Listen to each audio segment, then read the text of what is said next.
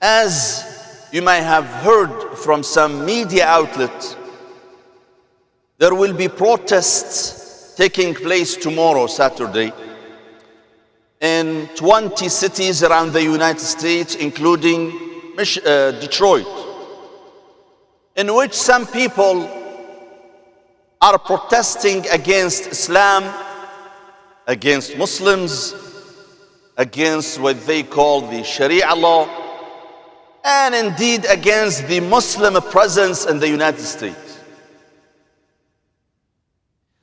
Now,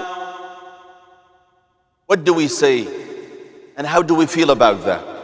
I personally don't see anything wrong with that. They want to go out to protest against Islam, let them protest against Islam. We live in a free country. This will not diminish the impact of Islam at all. This will not stop Islam from growing further and further in the United States and elsewhere. Protesting against Islam will not reduce this faith, this great faith. Protesting against Muslims will not change any outcome. Muslims in the United States will continue to be good, law-abiding citizens, people who love this country, people who feel a sense of belonging to this country. Let some people express their opinion, no problem. All it is going to prove that there are some bigots in this country, some racists, some people who are filled with hatred and bigotry. And I said this before and I reiterate that. Those people who are protesting tomorrow consider themselves Christians? They are not Christians. This is not a Christian behavior. This is not Christian mentality. When I say it's not a Christian, I mean this is not what Jesus alayhi salam taught and preached. Jesus alayhi salam always, for those who are familiar with his traditions, with his biography, they know that Jesus always promoted peace, justice, and tolerance. Jesus was not a bigot like some of our politicians today, who are trying to strengthen their popular base in the United States by being bigots, by being anti-Muslim.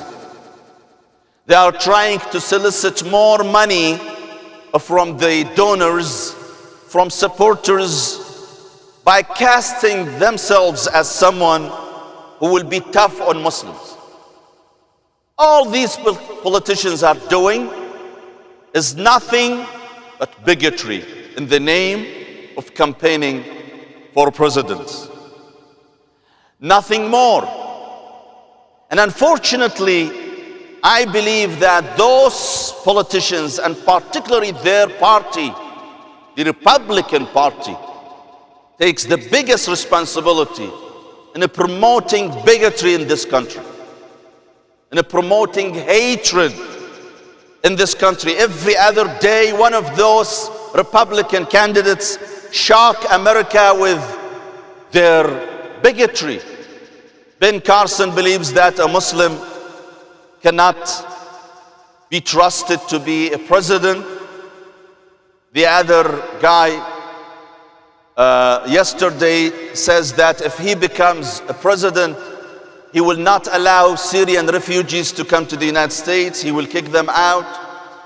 Others are vying and competing to express their hatred toward Muslims and Islam so they can secure some more funds from their popular base, so they can fundraise, so they can get more money and more supporters from the Republic.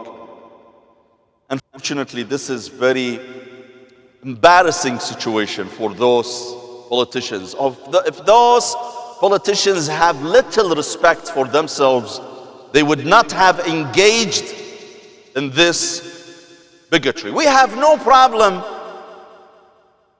posing for American people to oppose the terrorists in the Muslim world. Yes, we admit there are terrorists in the Muslim world, just as there are terrorists in the United States as well. There are Muslim terrorists and there are non-Muslim terrorists. The only difference is if the person involved in terrorism happens to be Muslim, they call him by his name, terrorist. If he happens to be non-Muslim, they call him violent person. Indeed, there was a study recently showing that in last year, over 3,000 acts of violence took place in this country by extremists, by violent people. Only 36 terrorist attacks. Only 36 compared to over 3,000. Now, don't tell me that Muslims are violent. I know there are some Muslims who are violent. But we in this country, in this beautiful country, we are the most violent nation on earth. Go and read the statistics about violence in the United States. Just last week we had an incident in Oregon where more than 12 students and teachers were killed by a terrorist. But you notice that the media would not call the perpetrator a terrorist. They call him mentally troubled. Mentally troubled. There was a conference the other day about mental health among the Muslim community, and someone made a beautiful comment. He says, why this conference for? There are no mental troubled people among Muslims. They are all violent. So as if a Muslim acts in a violent way, he must be a terrorist. But if he's a non-Muslim, he must be troubled mentally. So why don't you say the same about Muslims, about those Muslims engaged in terrorism? Why don't you call them troubled, mentally troubled people? Why you try to associate them with their faith, with their religion? I never tried to associate a Hitler, a bigot, a murderer with his faith, Catholicism. I never attributed his horrific crimes to his faith, Catholicism.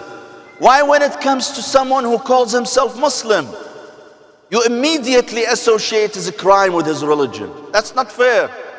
That's not fair at all. I suggest that we ignore them. We ignore those who are going to protest tomorrow. Ignore them completely, my dear brothers and sisters. Don't let them shake your faith. Don't let them shake your composure. Be strong. Don't engage with them at all. And let's remember the protocol taught by the Quran to Muslims once they encounter bigots. What does our Quran say? Islam says, وَإِذَا خَاطَبَهُمُ الْجَاهِلُونَ قَالُوا سَلَامًا, peace. Say peace to them. Ignore them. Ignore them. Don't come to their level. Unfortunately, what we see today is something very shocking, that some media outlets are promoting this kind of bigotry. Publicly they are promoting. Some of you watched that video broadcast by Fox News a few days ago, in which they are trying to depict people in Dearborn as fanatics. He goes to someone who knows who that person is, how much he knows, the level of his education. He asks him about the Sharia law, and the person innocently says, yes, I support the Sharia law. Did the guy know what Sharia law? Do you guys in the media know what Sharia law is? You talk about the Sharia law without you know even what it means. So he goes out and he says, look, Muslims in Dearborn, they support Sharia law. Not only that, Muslims in Dearborn stone. I've been in Dearborn for over 20 years. I never heard any person was stoned in Dearborn. Do you know anyone? or honor killing. Where is the honor killing in Dearborn? Show me one case. And I would like to commend our dear brother Haj Dawood for standing, Dawood Walid, for standing up yesterday to that bigot O'Reilly, Jack O'Reilly. John or Jack? I don't want to confuse the mayor of Dearborn. He's a good man. John O'Reilly. Huh? I'm sorry. Neither one. Bill O'Reilly. A man is filled with hatred. God bless you, Haj Dawood. You always represent Muslims in the most beautiful fashion. We need people like Haj Dawood to defend our faith, to speak for our religion eloquently, beautifully, with logic, and not being provoked by their literature.